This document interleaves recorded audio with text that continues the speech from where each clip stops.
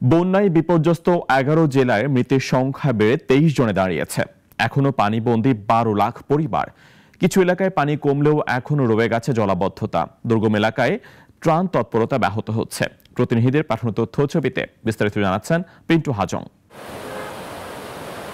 দুর্যোগ ব্যবস্থাপনা ও ত্রাণ মন্ত্রণালয় জানিয়েছে, বন্যা কবলিত 11 জেলার 74 উপজেলার 550 ইউনিয়ন ও পৌরসভায় এখনো পানিবন্দী 12,38,048টি পরিবার। ক্ষতিগ্রস্ত হয়েছেন 57,01,204 জন। মৃত্যুর সংখ্যা ক্রমান্বয়ে বাড়ছে।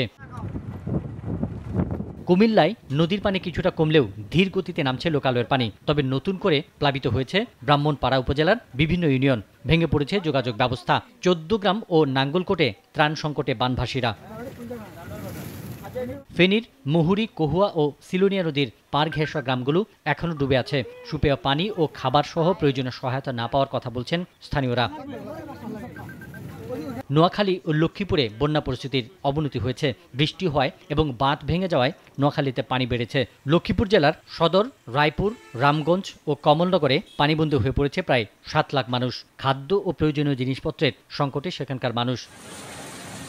এদিকে চট্টগ্রাম, কক্সবাজার, মৌলভীবাজার, সুনামগঞ্জ, হবিগঞ্জে বন্যা পরিস্থিতির উন্নতি হয়েছে। লোকালয় থেকে নামছে পানি আর দৃশ্যমান হচ্ছে ক্ষয়ক্ষতি। 200-300 পরিবার আছে, ব্যাগুন অসহায়। এখন তো যাইবার মতো এখন ঘরতে কোনো কিছু বার করতে পারি, আমরা পোশাক নিয়ে গেঞ্জি নিয়েছি।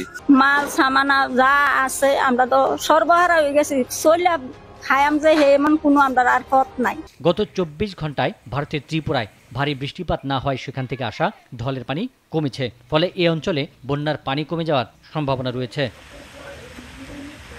পিন্টু হাজং, নাগরিক।